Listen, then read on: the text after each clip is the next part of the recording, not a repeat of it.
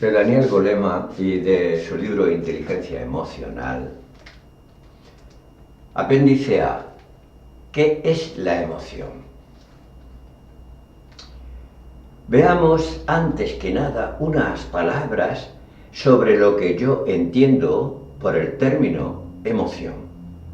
Un vocablo cuyo significado concreto han estado eludiendo durante más de un siglo los psicólogos y los filósofos. En el sentido más literal, el Oxford English Dictionary define la emoción como, abro comillas, agitación o perturbación de la mente, sentimiento, pasión, cualquier estado mental vehemente o agitado. En mi opinión, el término emoción se refiere a un sentimiento y a los pensamientos, los estados biológicos, los estados psicológicos y el tipo de tendencias a la acción que lo caracterizan. Existen centenares de emociones y muchísimas más mezclas, variaciones, mutaciones y matices diferentes entre todas ellas. En realidad existen más sutilezas en la emoción que palabras para describirlas. Los investigadores todavía están en desacuerdo con respecto a cuáles son las emociones que pueden considerarse primarias.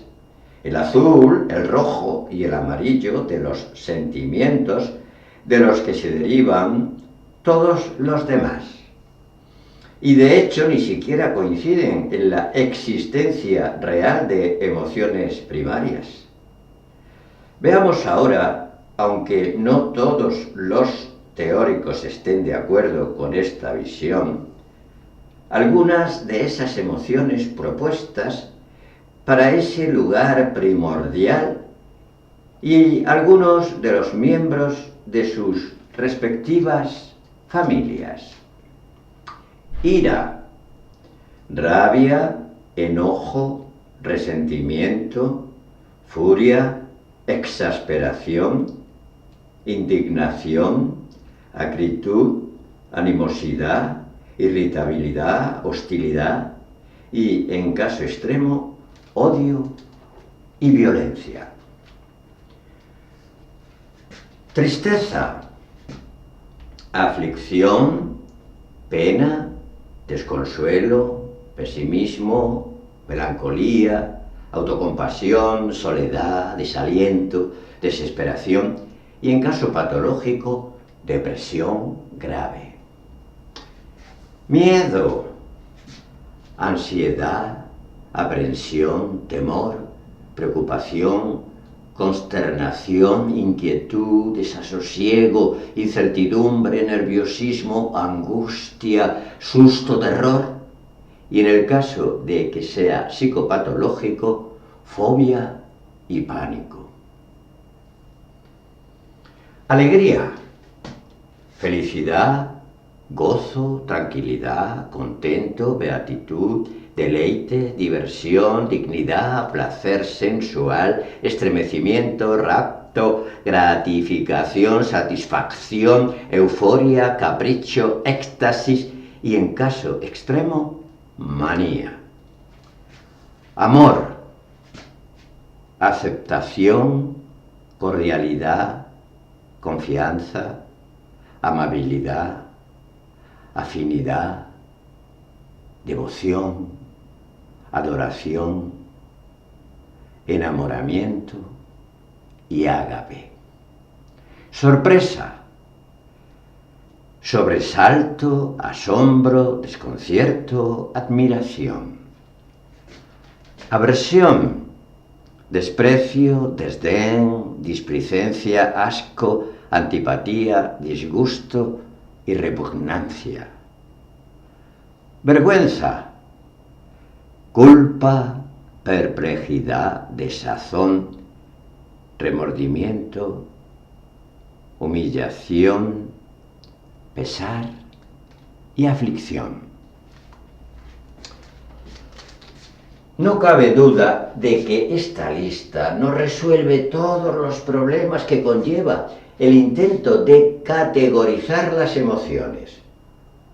¿Qué ocurre, por ejemplo, con los celos?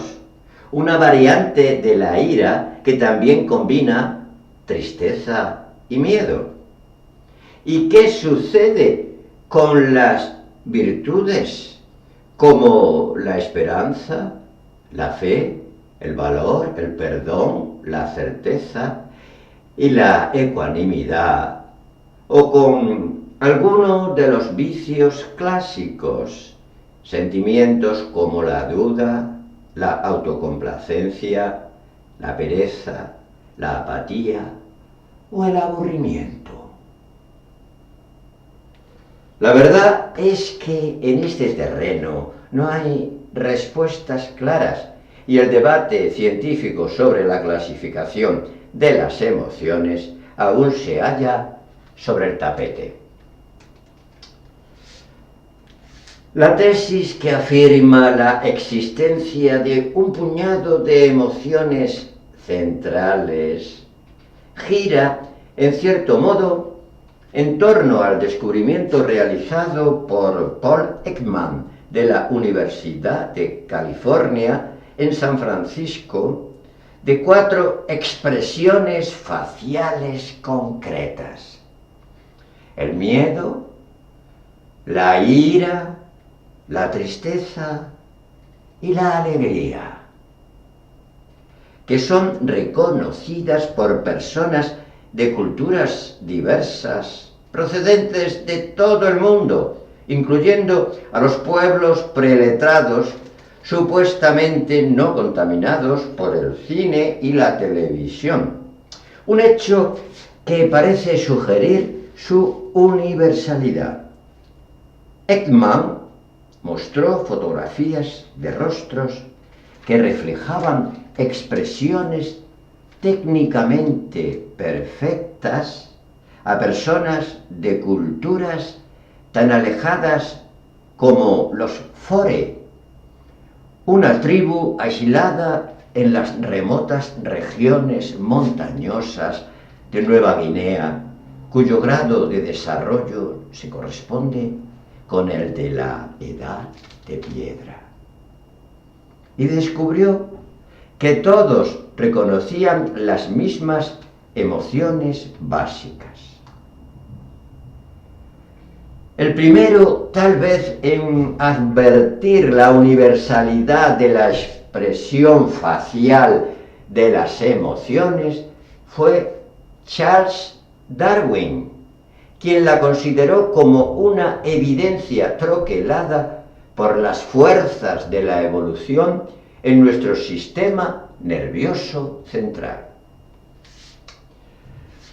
En la búsqueda de estos principios básicos, yo opino, como Ekman y tantos otros, en que conviene pensar en las emociones en términos de familias o dimensiones, en considerar a las principales familias: la ira, la tristeza, el miedo, la alegría, el amor, la vergüenza, etc., como casos especialmente relevantes de los infinitos matices de nuestra vida emocional.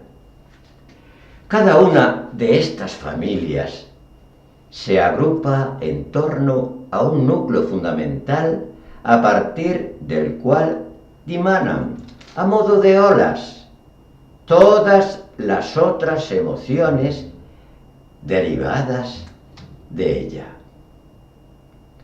En la primera de las olas se encuentran los estados de ánimo que, técnicamente hablando, son más variables y perduran más tiempo que las emociones. Es muy extraño, por ejemplo, que uno esté airado durante todo un día, pero no lo es tanto permanecer en un estado de ánimo malhumorado e irritable, desde el que fácilmente se activen cortos arrebatos de ira.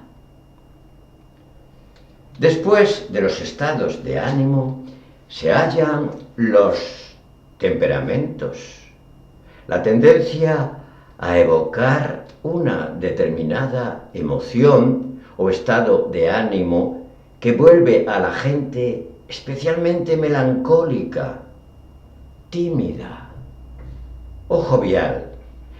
Y más allá todavía de esta predisposición emocional están los francos desórdenes emocionales, como por ejemplo la depresión clínica o la ansiedad irremisible, en los que alguien se encuentra atrapado de continuo en un estado negativo.